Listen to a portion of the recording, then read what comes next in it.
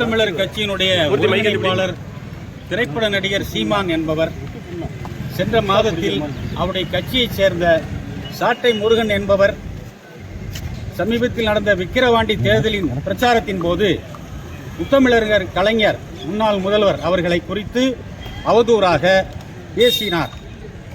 அதற்காக தமிழக அரசு நடவடிக்கை எடுத்து சாட்டை துரைமுருகனை கைது செய்தது.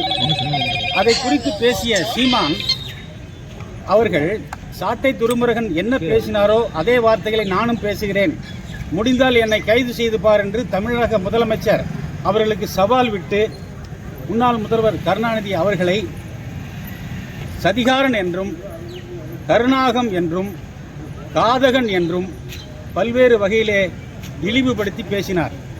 அது குறித்து சென்ற மாதம் நான் காவல்துறையில் ஒரு புகார் கொடுத்திருந்தேன். இருந்தாலும் தமிழக அரசு பெருந்தன்மையோடு அமைதி காத்து வந்தது. ஆனால் நேற்று 4/8/2024 நேற்று ஒரு புதிய காணொளியை வலைத்தளங்களில் வெளியிட்ட சீமான்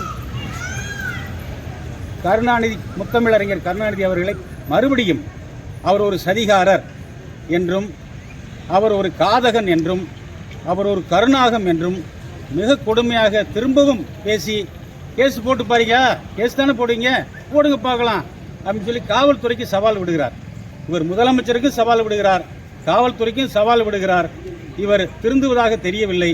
எனவே கண்டிப்பாக இந்த முறை முன்னாள் முதலமைச்சர் டாக்டர் கலைஞர் அவர்களை மிக கேவலமாக இழிவுபடுத்தி சண்டாளன் என்ற அவரை ஜாதியை இழிவுபடுத்தும் வார்த்தையை பயன்படுத்தியும் சதிகாரன் என்றும் கருணாகம் என்றும் காதகன் என்றும் வார்த்தையை பயன்படுத்தியிருக்கிற சீமான் மீது கண்டிப்பாக இந்த முறை வழக்கு பதிவு செய்ய வேண்டும் என்று கரூர் மாவட்ட ஆட்சித்தலைவரிடமும் கரூர் மாவட்ட காவல் கண்காணிப்பாளரிடம் கரூர் வழக்கறிஞர் தமிழ் ராஜேந்திரன் ஆகிய நான் இன்று 5/8/2024 புகார் கொடுக்கிறேன்.